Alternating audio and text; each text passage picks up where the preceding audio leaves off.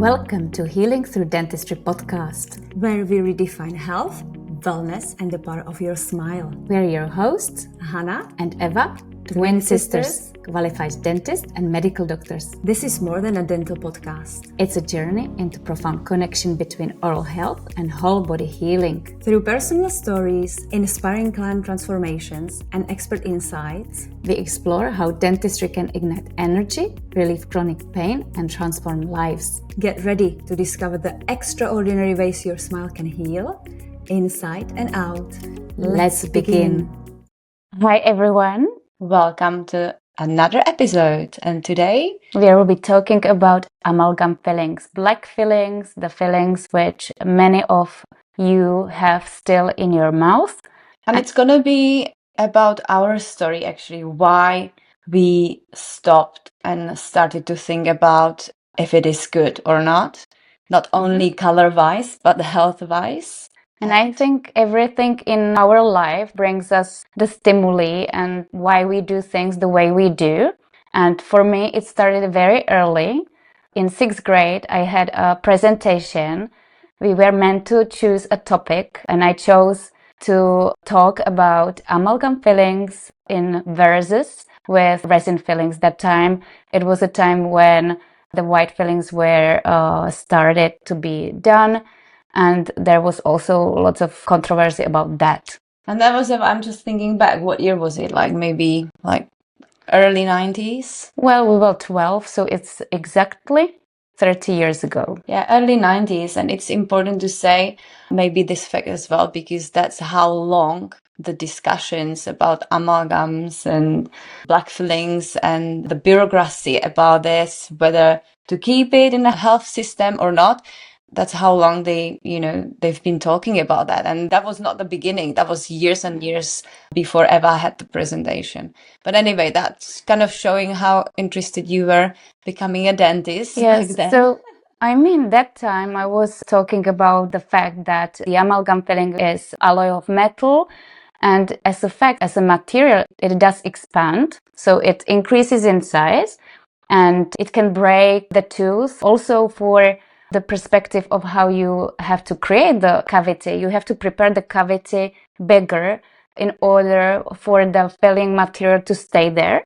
So that's another fact. But the third fact was that what I always talk about with clients is about resin. So that's on the other side, the resin is these days, it was a big shrinkage. So it was the material which was shrinking and there was gap created and that was a source of bacteria and that we could see lots of cavities decays underneath. So I was kind of talking about this perspective, more about technical things. But later on at the university, when we were in 1st grade of medicine, which was early 2000s, we have had one of the first sessions in anatomy.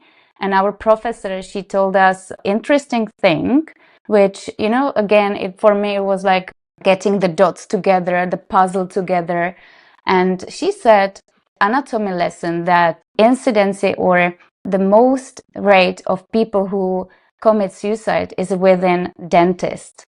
And I was thinking, why dentists? It's not emergency. You don't really have profession that it's urgent. It's not that stressful. So I was kind of thinking it must be the amalgam, because the same time in our town, in a cemetery, they were creating a filter for amalgams for a heavy toxic metal, because maybe some of you remember the vapor which is being created when there's a big heat. So I put it together and I was like, okay, so that's amalgam, it's neurotoxic. That's why it has effect on a neurosystem of all the dentists all around the world. So we have I'll stop you a little bit, Eva, because you're just rushing this through. I mean, it is important, I think, to stop and let people to absorb this. Like for me, it is very important that you remembered, when we had anatomy, it was, 2001, our very first year at school. And you probably remember that because you were thinking to become a dentist, even though you were studying the general medicine. You kind of probably, that's why you remember it, right? I do. It was an emotional thing for me. Yes. And you're like, I don't want to commit suicide. Why is it that dentists, are the ones department where it is happening. And then we were starting connecting dots when we learned that Mercury is neurotoxin, which means it's got affinity to your neurons in your brain, which means affinity means they do tend to gather together. And that is probably why, even from different stories, we know that a lot of dentists drink alcohol. And, we're trying to actually push through those emotions which were probably caused by the neurotoxicity. So they were slowly being poisoned. And, they were dealing it like in this case. Obviously, there's always many things which can influence you, but I believe strongly that this is one of the thing. And the second thing is like with the, cremations and stuff, like, again, like the question mark was like, why would they just install filters if, everything would have been fine? So obviously they knew that amalgam and the alloy of metals, which is inside, it's not only mercury, but it's like silver and others, why it is not ideal for our body, right? And then it keeps going, right, with our like experiences, because then when we were little, we both got like 2 amalgam fillings, like big ones on the first molars on upper jaw. And we know from Chinese medicine and from the Chinese medicine perspective that tooth is connected with your thyroid gland, with more, but also a thyroid gland. And it was interesting because when we were little, our pediatrician tapped on our thyroid and she kept saying, you've got a bigger thyroid, we better check for blood tests. Yeah. And we later on, we realized that it was actually the amalgam fillings which were weakening this pathway, this energy pathway, which is connected with upper molars. So for us, it was clear. But then it was another powerful story which we have experienced in London when we were both working as a dentist. So that was our friend. There was another story which led us into thinking, okay, is that a safe material? Like, what's going on? Why everyone keeps using it? So Firstly, Hannah, we have been working in London since 2010 or 11, and Hannah was in her clinic. She was called Composite Queen because the system was leading you to use amalgam filling, but Hannah, she was like, no.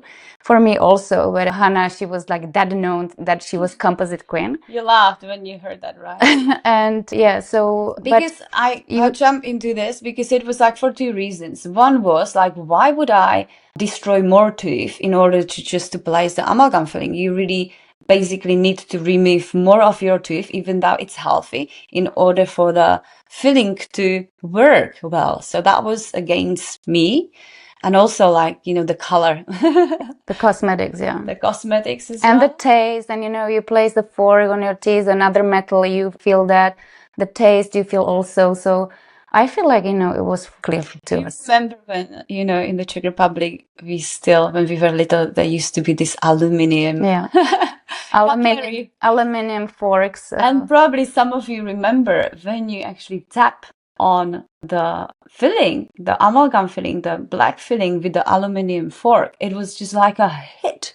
It was just like an electric hit hitting you. And that's exactly what we're talking about. Not even it's just neurotoxic, but it is like it works in our body like an antenna. It just disturbs everything. And you were just saying about the taste as well, Eva. I've got a lot of clients who comes over and complaining about weird taste in their mouth.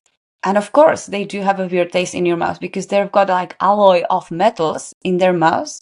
Not only that, the fact that it is there is changing the microbiome, but it is influencing everything else as well, right? Based on that.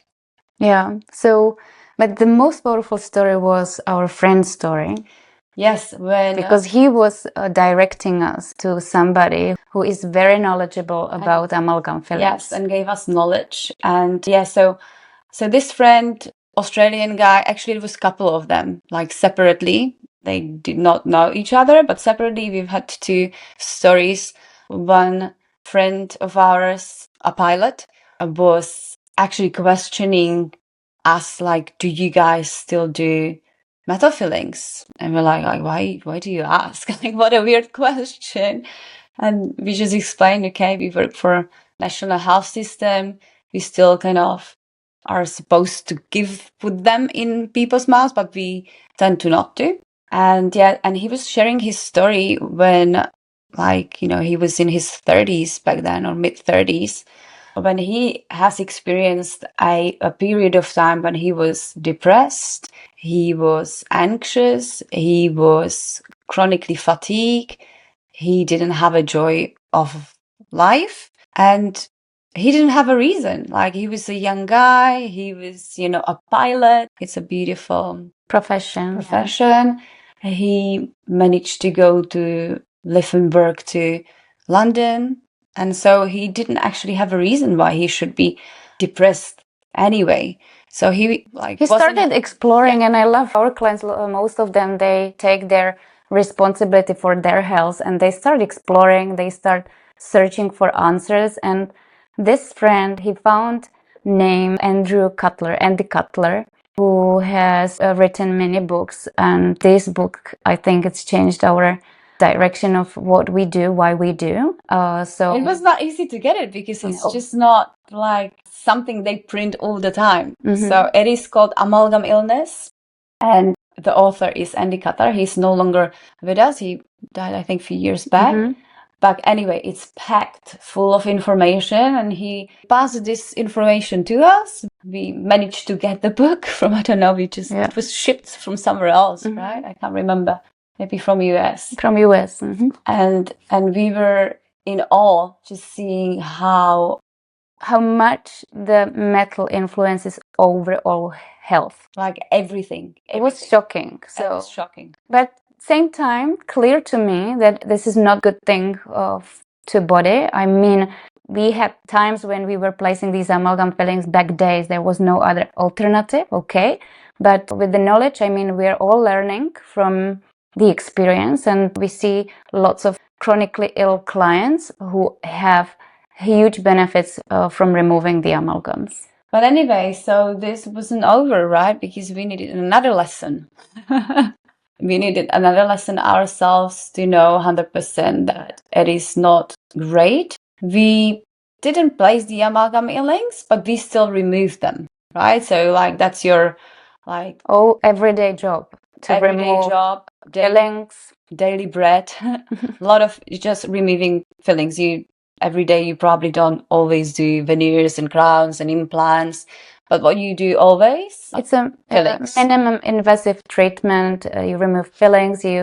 Most of the time, 95%, you remove dental decay underneath the filling, and then you place a new filling in. Yes. And so what happened when we moved back to the Czech Republic to start our business, like early on, because we were just like at the beginning working like sometimes 10, 12 hours a day. And most of the times we were removing fillings, amalgam fillings, but we didn't have any safety. We didn't have any protection. We didn't have any safety protocol in a place. And so what happened about, I don't know, a year or two in, I started to have what I call now and see now as in a brain fog. They call it brain fog. So what was I experiencing is that I was forgetful. I was kind of really, everything was kind of blurred. Really, like the brain fog is really a good term for me because you're kind of like in a fog. You can't see properly. And not literally, but like in terms of emotions, in terms of energy, in terms of the focus and the cognition kind of away, which means like memory and focus. Yeah, kind of numb, I would say, no? Yeah, numb is a good word as well.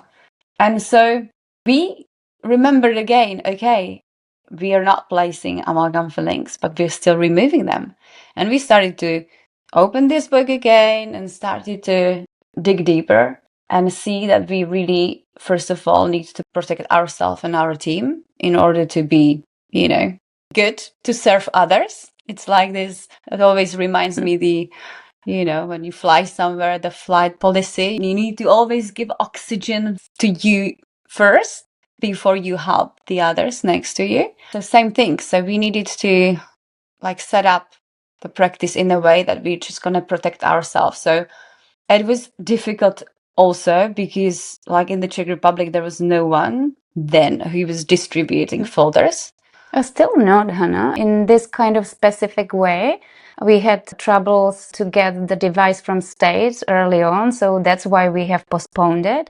But then one day we opened the website and we found a Swiss company who would shifted us the device, so we did it very quickly. And now we're using the safe protocol for removing amalgams. We had, I think this is a powerful story also, we had a president of Association for Safe Removal Amalgam Filling to come into our clinic. He selected our clinic and he visited us. Damir, beautiful guy, he showed us something which was very powerful for me. Because he said, do you guys have an amalgam filling here? We said, well, yes, we have, because once you remove it from teeth, it's actually very toxic and you have a very strict protocol how to behave towards these materials. So you separate them, you have a special team to come and pick it up. You can't just chuck it into a normal rubbish bin, which is again, is that not weird? Yeah, Like we we're have it in the placing it mouth, in our mouth. and then we need a security guard to bring it somewhere safe. So anyways, so he comes, we have this box of amalgam, a big chunk, because always the removing of amalgam should be in big pieces so you don't create vapor when you're removing them. And I had it in a box, one big chunk of amalgam filling, and I have it in my right hand, and he was testing my quadriceps, the strongest muscle in my body, and with a kinesiologic test. And when I have this amalgam filling, the mercury filling in my hand, I couldn't lift my leg at all. It was fascinating. Kinesiology is based on your subconscious and on your muscle testing. Yeah. So if your muscle wasn't reacting, that means that was some kind of a block on, in your field, and that was the amalgam in your hand. And it was actually quite incredible to see it. I remember. Mm-hmm. That's probably like 7 years ago. That's why we have lots of stories of our clients who do fitness. They lift weights, so they usually tell us that they lift more weight after the session of when the amalgam fillings are gone. Yeah, they're faster, they're stronger, they're more, efficient. Yeah, that's all.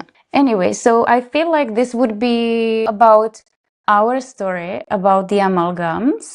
And I'm just thinking we would love to continue in the next episode when we will go deeper into the material and we will explain a little bit more about what is it and why not this material and further more information. What do you think, Hannah? Yes, so thanks for listening and I'm excited for the next episode. Me too.